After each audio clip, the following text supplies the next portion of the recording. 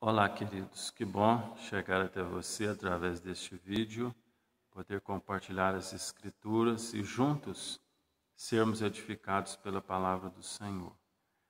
Estamos no mês de maio, como nós temos falado, e nós pretendemos então, ou deliberamos falar sobre esse tema tão importante que é a nossa família. O texto de hoje é João capítulo 2, que fala a respeito das bodas em Caná da Galileia, e Jesus é convidado a ir a esse casamento, e é o primeiro milagre que ele realiza, dando início ao seu ministério, realizando muitos milagres, realizando muitos feitos.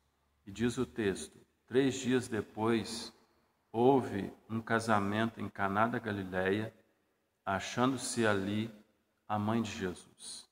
Jesus também foi convidado com seus discípulos para o casamento. Tendo acabado o vinho, a mãe de Jesus lhe disse: eles não têm mais vinho. Mas Jesus lhe disse: mulher, que tenho eu contigo? Ainda não é chegada a minha hora.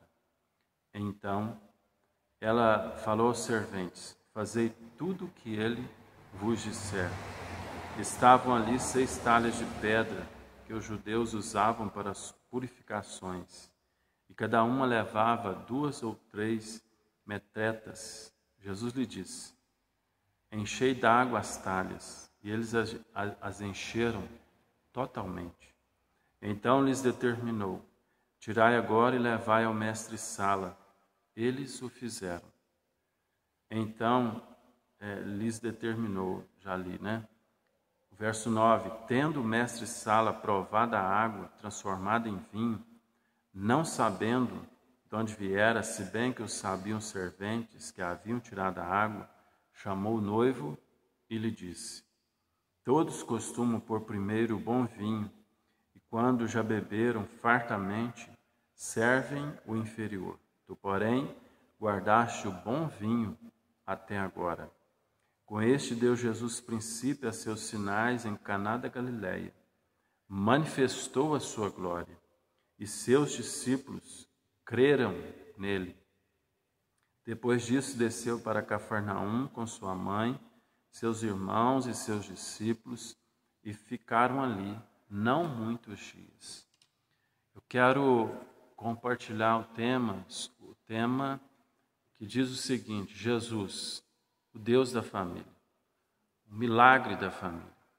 Talvez você esteja precisando de um milagre na sua família. Talvez você já tentou diversas coisas, você já bateu em muitas portas, você já pensou diversas vezes sobre algum assunto que envolve a sua família e não há solução. Talvez você procurou ajuda, talvez você tentou de todas as formas resolver o seu problema e não houve solução. E às vezes isso acontece. Às vezes acontece propositalmente, como aconteceu na morte de Lázaro. Jesus é avisado e providencialmente ele atrasa para que Lázaro morra e Jesus chega, ele já esteja sepultado, para que então as pessoas vejam o poder dele, para que ele então manifeste o seu poder milagreiro, mostrando que ele é Deus sobre a morte, que ele tem capacidade de dizer à morte que traga a vida àquele que morreu então. Ele é Deus, ele é Senhor. E assim como Lázaro ressuscitou, Jesus ressuscitou a Lázaro, ele pode trazer renovo à nossa família. E talvez nós estejamos precisando de um milagre. Com toda certeza, creio eu que a sua família precisa de um milagre. E Deus fala através deste vídeo, fala ao seu coração, para que você receba um milagre de Deus. Há famílias que não estão nem tão preocupadas com o coronavírus, porque tem uma coisa que os desafia mais, talvez um problema no casamento, talvez um problema com o filho, talvez problemas dos mais variados, dos mais diversos, que cada um sabe aonde o cinto aperta mais, cada um sabe onde o dedo dói mais na ferida, cada um sabe dos seus problemas. Mas esse texto nos mostra que Jesus é Deus de milagres.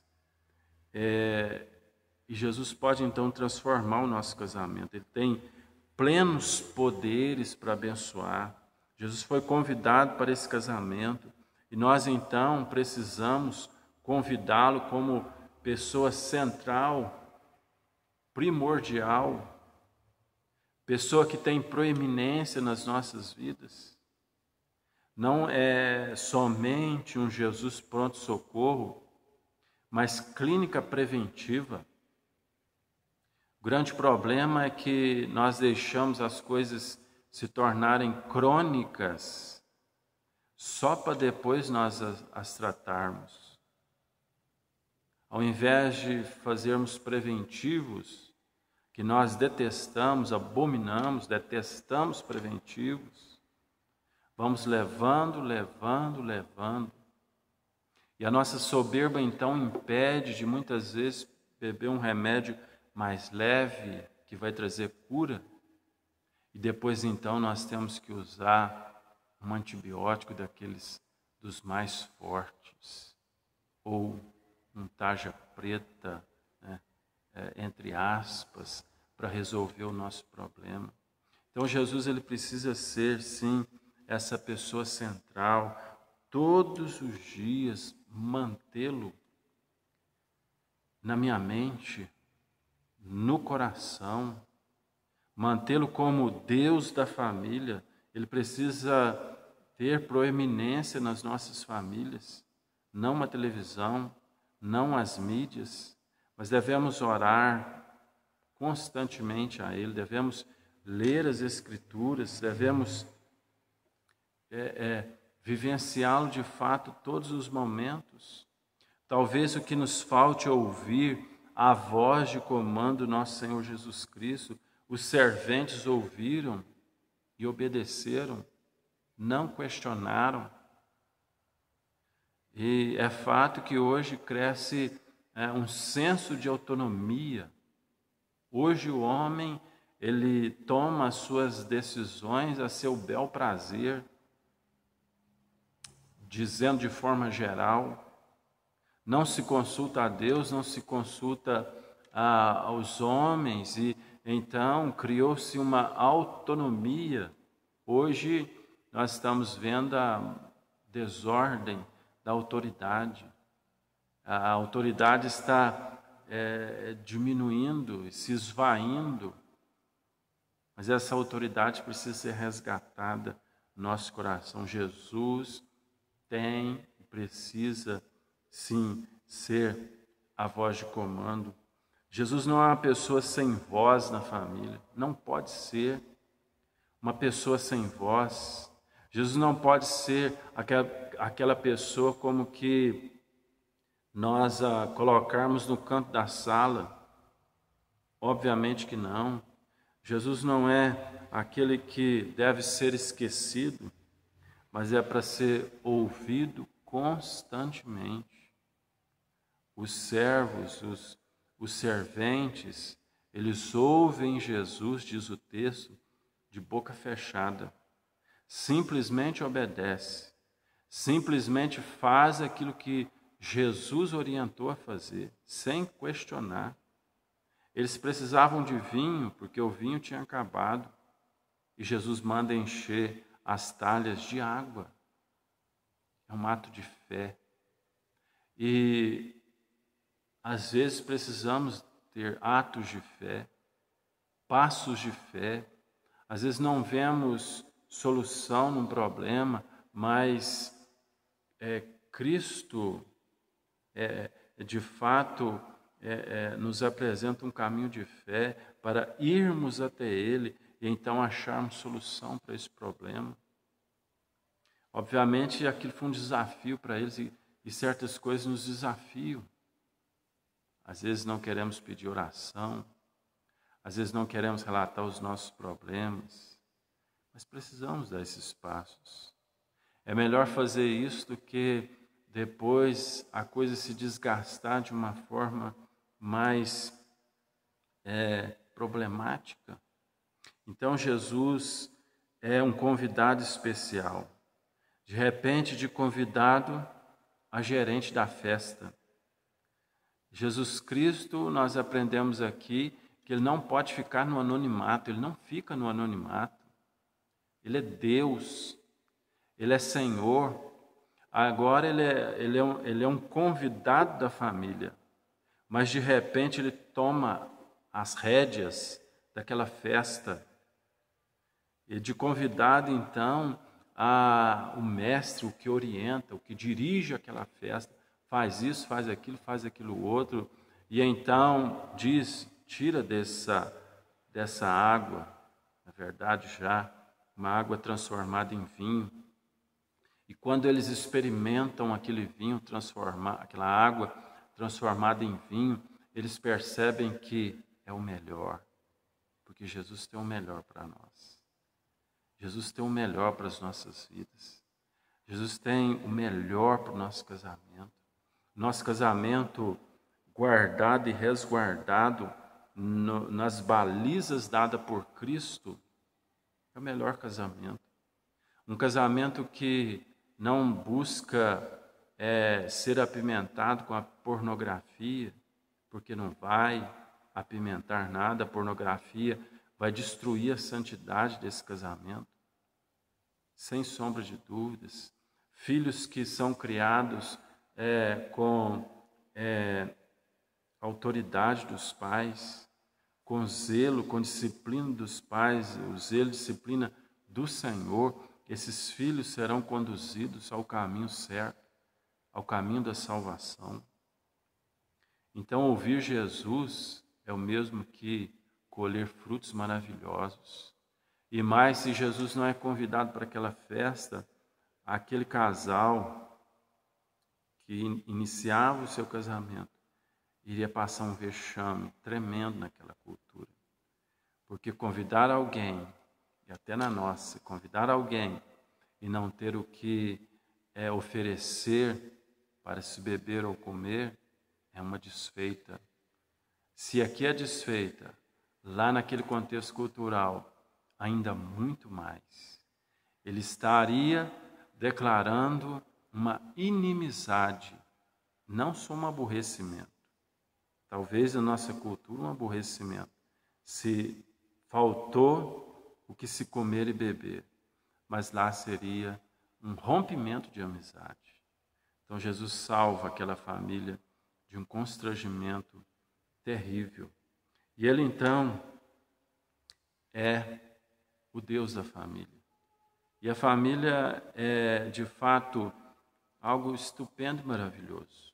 Mas talvez é na família também que nós sofremos as dores mais agudas. Talvez é na família que nós enfrentamos os mais difíceis embates.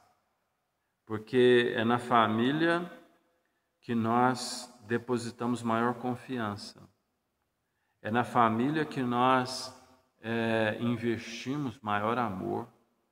É na família que nós investimos maior cuidado. Então, quando há frustração, a dor é muito mais aguda.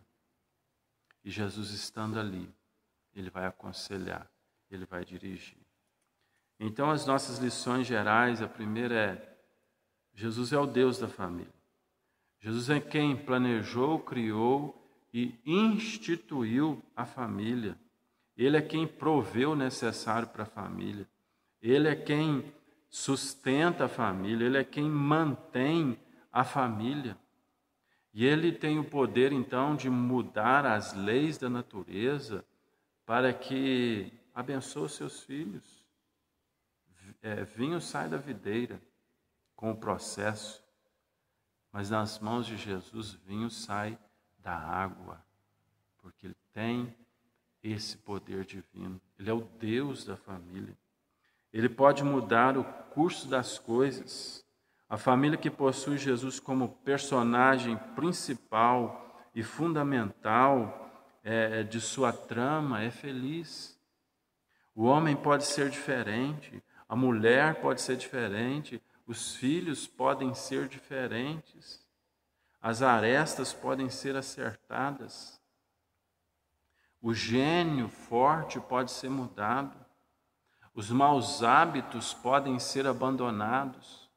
Ah, mas eu sou assim, eu nasci assim, eu sou assim, eu vou continuar assim. Um crente nunca pode dizer isso, porque o crente está sendo transformado, está sendo moldado. O apóstolo Paulo vai dizer em Filipenses: estou plenamente certo de que aquele que começou boa obra em vós há de completá-la até ao dia de Cristo Jesus. Então, nós estamos num processo de crescimento. E ainda que seja mais difícil, ainda que a coisa possa estar mais arraigada, Jesus pode realizar, porque Ele é o Deus da família. Não há homem, mulher, filhos que não possam ser mudados. Ele é Deus. É preciso crer, porque Jesus diz: enchei as talhas de água. Ato de fé. Precisamos ter fé que Deus pode renovar, restaurar, que Deus pode trazer brilho. Há muitos casais separados emocionalmente, dormem na mesma cama, mas não estão juntos emocionalmente. Não se falam com cordialidade, com diálogo, com amizade. Fala de forma áspera.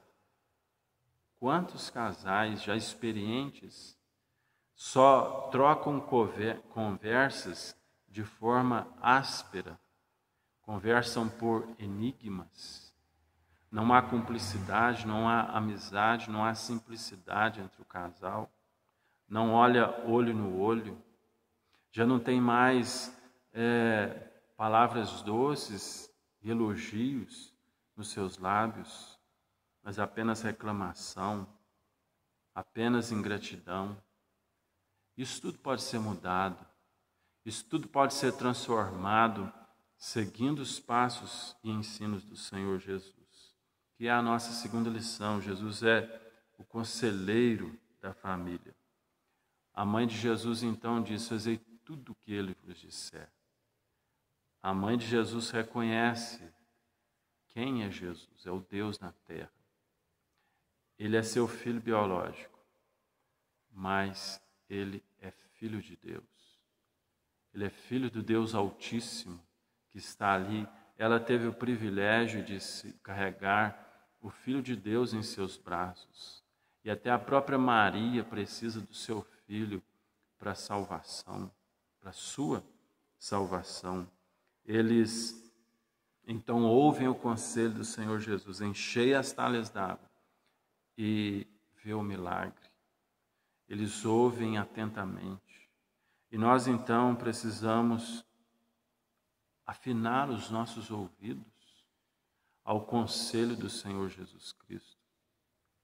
Afinar os nossos ouvidos para ouvir a sua voz doce e meiga, porque a palavra diz que as ovelhas conhecem a voz do pastor. Temos conhecido a voz do nosso pastor, que às vezes fala sutilmente ao nosso coração, através da pregação, através da palavra lida, através das orações. Ele nos tem falado, ele fala através da natureza. Quando olhamos para a natureza, Deus está falando, Deus está apelando aos nossos sentidos, à sua grandeza e o quanto Ele é bom e perfeito, ainda que esse mundo esteja caído, ainda que a natureza esteja gemendo, há algo glorioso nessa natureza, nessa obra criada. E com tudo isso, Deus Deus nos aconselha. O conselho de Jesus salvou aquela família. Aceitar bons conselhos nas horas certas é prevenir de muitas dores. O que mais a sua família precisa são os conselhos do Senhor Jesus Cristo. As coisas básicas da nossa família, alimentação, vestuário, casa, são fundamentais e necessários. Mas o conselho de Jesus é ainda mais necessário e fundamental. Examine as Escrituras, conte a Jesus quem é Deus e o que Ele faz. Quem é Jesus e o que Ele faz.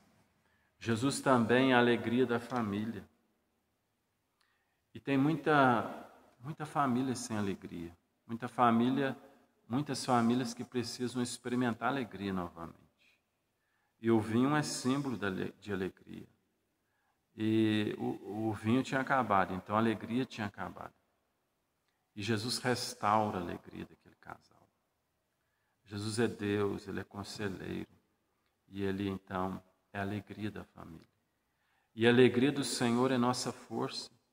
Às vezes nos encontramos tão fracos, mas os que esperam no Senhor renovam suas forças. Os que têm alegria no Senhor têm força, porque quando nós começamos a envolver demais com esse mundo, nós ficamos depressivos. Quando envolvemos com a TV, com as mídias, com os problemas, com isso, com aquilo outro, ou focamos demais no nosso trabalho, nós nos angustiamos, porque isso não é alegria. A alegria do Senhor é a nossa força. Ainda que viajemos, temos hobby, enfim, isso não é alegria.